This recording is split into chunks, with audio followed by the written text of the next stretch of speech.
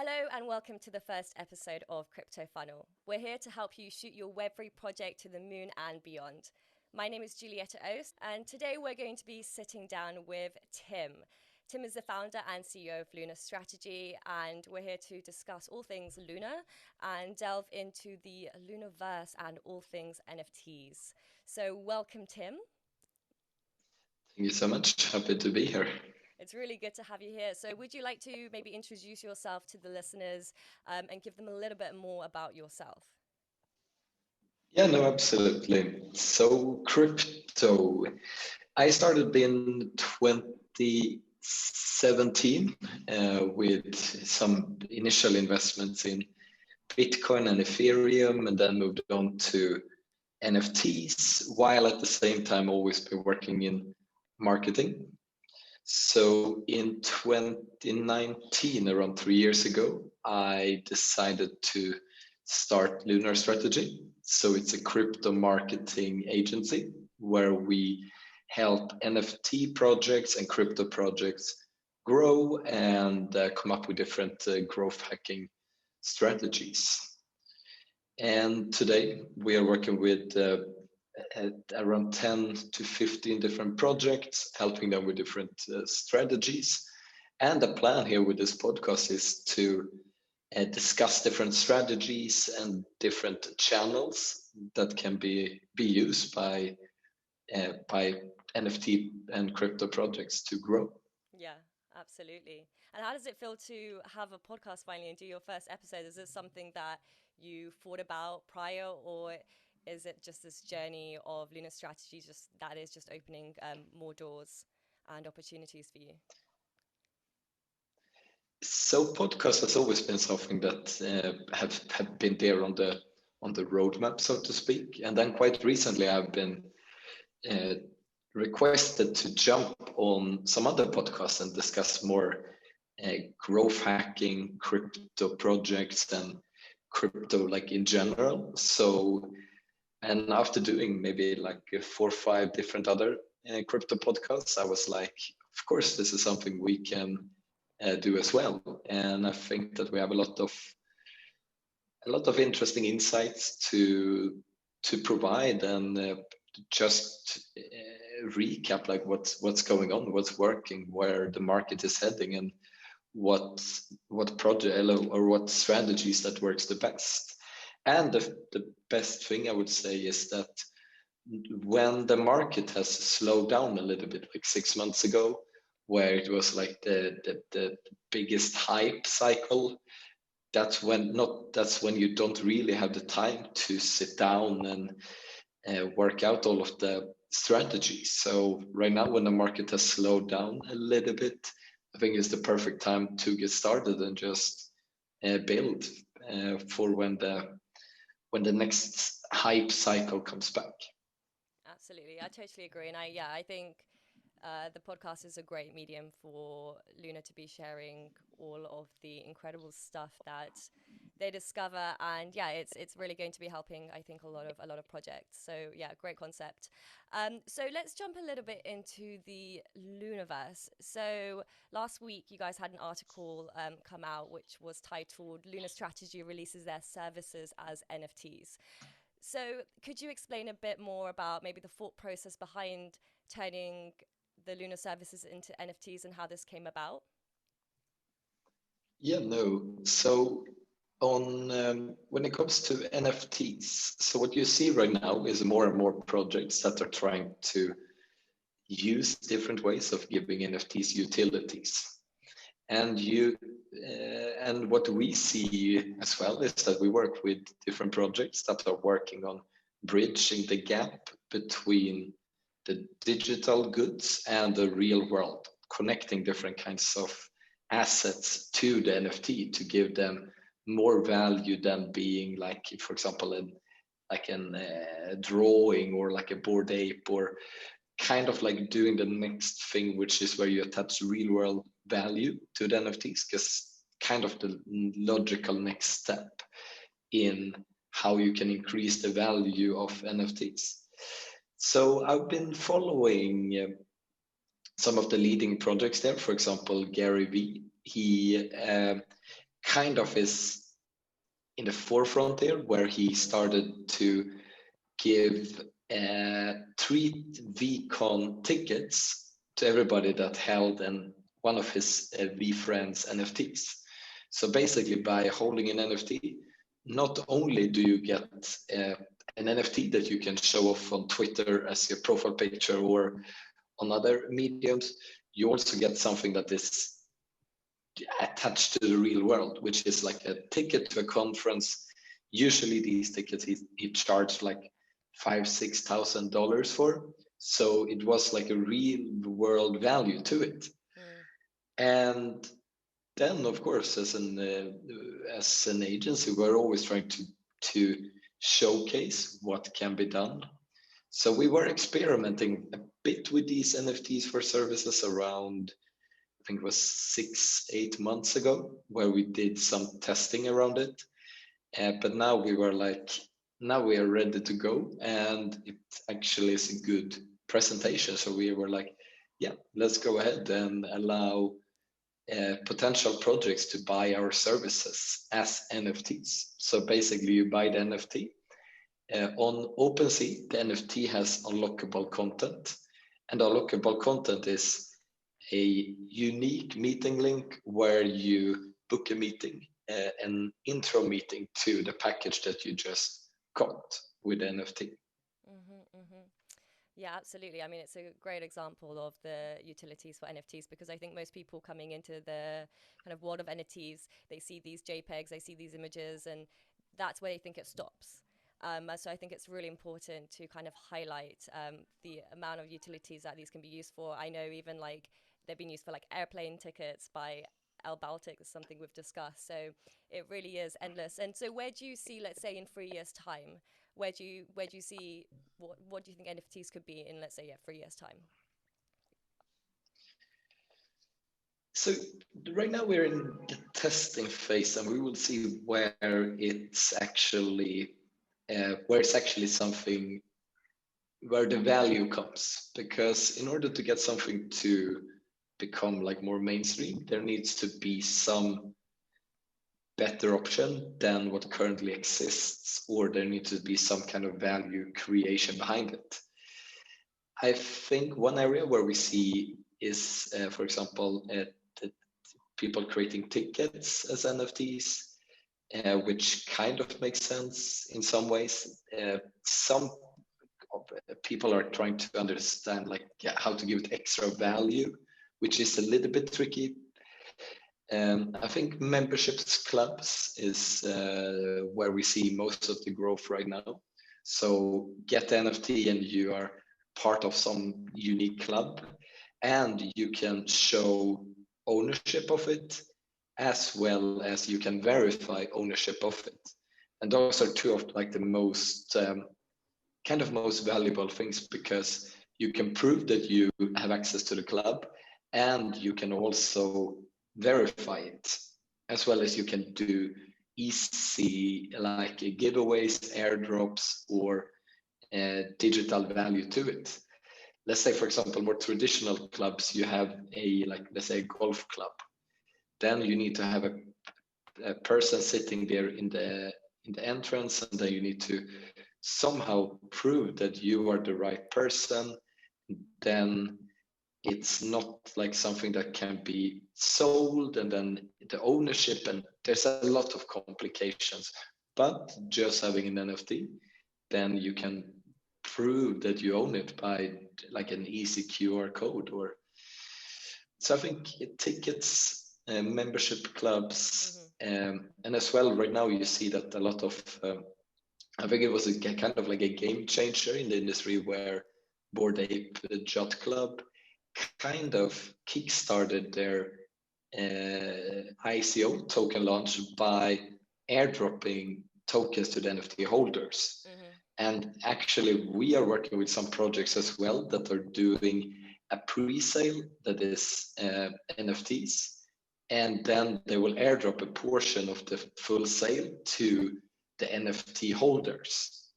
So it's kind of like the combination between NFTs and ICOs, because you can use them as different parts of the ecosystem. And I think that's also one area where we'll see NFTs coming in, like as different investment vehicles and so on. I see. I see. Brilliant stuff. So, because it really is a paradigm shift, and you see NFT projects now popping up left, right, and center, and also individuals trying to also start their NFT journey themselves. What would you say is a word of advice that you have from working with crypto projects and NFT projects for these individuals? So if it's a new project owner or someone looking to get into NFTs, what would you say is a word of advice? Because it's quite a broad spectrum, and sometimes I think people get a bit overwhelmed with like where to even start. So yeah, what would you advise them for that? Focus on value that you give in order, instead of just focusing on, yeah, we will be able to cash in 500k on this project. Because what will always happen as soon as you are doing as soon as you're doing some kind of a project, when if cashing in or making money from the project is the only motivating factor, when the tough time comes, that's when you will most likely fold and give up. So you need to have some kind of value that you provide to the community, more than just a collection and empty promises for the future.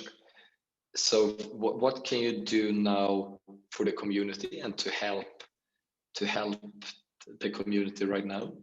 When if that is the focus, then you will not give up in the same way, because you know the reason why you are doing it. Same as running like a company. Uh, as a company, I always see like how we can help all of the different parts in the company to to succeed. And when it gets tough, that's when having the community there around is where they will come in and support and move the product forward, so that you also survive the tough times. So focus on value that you give to the community and to the partners in the project. So yeah, as long as you have your reason as to why you're doing something, there's always a way to push through. So that's very important, I think. So question for fun. What NFT projects do you have your eye on right now? And if you could own any NFT, which would it be?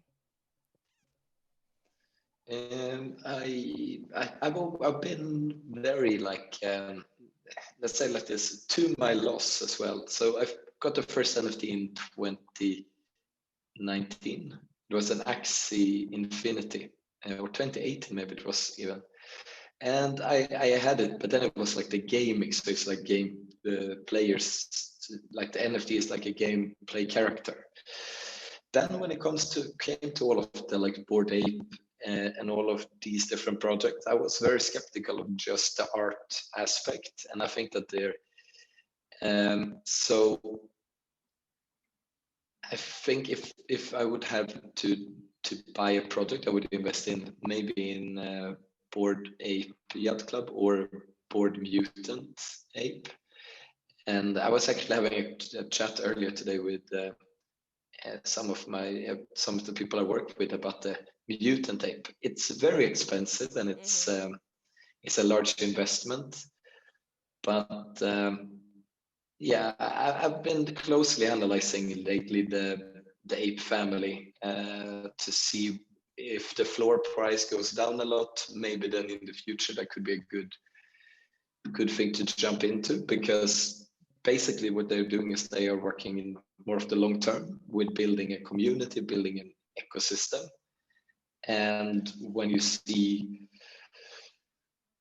and also when now they added the ape coin to it, I think they're building something very fascinating and interesting. So I think I'm looking out for them, and then we will see. But at the moment, I'm not that invested in NFTs, and I mostly to my own loss. If I would have gotten in early, I could have, but I'm riding out that a little bit and focusing on Bitcoin and Ethereum. Okay. And in relation to like Bored Ape, what is it? Do you think? the main thing would you say is it that really made them stand out from everyone else, starting out? What really makes them the success that they are? What would you say is one of the main pinnacle points? Yeah, I think the main thing was that they were one of the leading ones, combined with the CryptoPunks.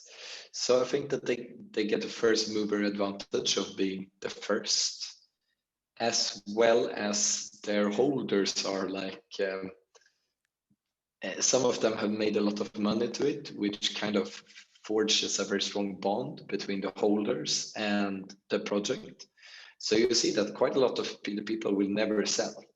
And that is kind of what is driving up the price, because you have a very strong attachment to their apes, and you see like it's almost like a baby for the people that hold them. And you read like on the Twitter and you follow some thread and you see like, yeah, it's kind of like the apes has become their baby, and they will hold them for the rest of their life, even though it goes up, down. So yeah, of course, a very strong community, as well as a lot of capital behind them as well, with the project behind them is now investing a lot of money in buying up the rights for other projects, and they're putting a lot of investment behind the ecosystem. So like a strong community with true believers, and also like a lot of funds and capital behind them I think are the main reasons why it will why I don't think that it will slow down, and why I think they have a very interesting coming years ahead. Awesome. So Lunar Strategy have some great articles, some based around NFTs, and the recent one that came out. Where can people find these? So I think that's one of the things. Around 2.5 years ago, I started writing some articles around crypto marketing, and we try to publish at least an article every week around different topics. One of the latest one came up earlier this week. That was around how artists can what strategies they can use for their NFT projects. And then we have quite a few other articles around GameFi projects, how the best strategies that you can use. We also have some more in-depth articles about, for example, the policies on Facebook for crypto projects, policies on Google. So I think the best place to read more is our blog. We try to publish articles every week, as well as on our website. We also have a free ebook that is 35 pages long, and it's called the only guide you need for crypto and NFT marketing. So on our website, in the footer, you can just provide your email, and then you get the guide downloaded right away, as with a lot of really valuable tips. So as some of our clients are like, even I read your guide and I don't need you anymore. So it's so the guide has a lot of has a lot of value in it. So I highly recommend people to check it out. Just go to lunarstrategy.com, and then in the footer you can find a guide and download it. Awesome. Yes, I also recommend everyone to go and do that. It's a great read. And you could also check out Lunar Strategy on Twitter. Give us a follow, say hey. And if you enjoyed this episode, please do subscribe and leave a 5-star rating. And we're really excited to continue doing this and bring you some good content. Is there anything else, Tim, you'd like to throw out before we wrap up? No, I think it was a good start on this podcast. In the coming episodes, we will cover different aspects of crypto marketing and how you can make your projects stand out from your competitors. So if you want to learn about the latest strategies for social media, for Google ads, for crypto ad networks, follow the podcast, and looking forward to having more episodes like this in the future. Awesome. All right, everyone. We shall see you at the next episode. Bye.